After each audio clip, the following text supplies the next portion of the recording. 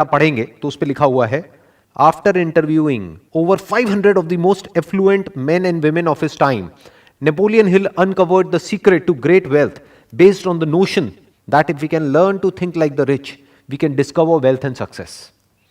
तो ये बुक कोई ऐसा ही नहीं है कि किसी ने ऐसे ही कुछ भी सोचा और लिख दिया। इसके लिए उन्होंने 500 से ज्यादा लोगों का इंटरव्यू किया, वो लोग जो कि दुनिया के सबसे अमीर लोगों में से एक थे, और उनमें कुछ कॉमन ट्रेड्स को ऑब्जर्व किया, जिसके बेस पे स्टेप बाय स्टेप एक प्रोसेस उन्होंने बनाया कि जिस प्रोसेस को अगर कोई फॉलो करता है तो वो भी उन्हीं लोगों की तरह सक्सेसफुल हो सकता है। तो इस बुक का जो सबसे इंपॉर्टेंट चैप्टर है वो है डिजायर। उस चैप्टर के एंड में कुछ लाइंस है जो उस पूरे के पूरे चैप्टर को सम अप कर देती है। तो मैं उन लाइंस को पढ़ूंगा, फिर उसको हम डीपली समझने की कोशिश करेंगे कि उसका एग्जैक्ट मीनिंग क्या है। I wish to convey the thought that all achievement, no matter what its nature or purpose, must begin with an intense, burning desire for something definite.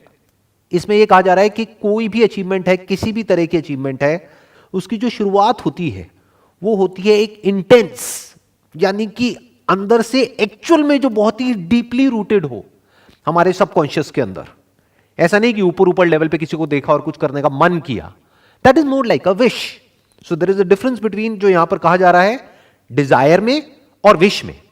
सब चाहते हैं अमीर होना, ऐसा कोई नहीं है जो नहीं चाहता, बट उसको एक इंटेंस डिजायर नहीं कहा जा सकता।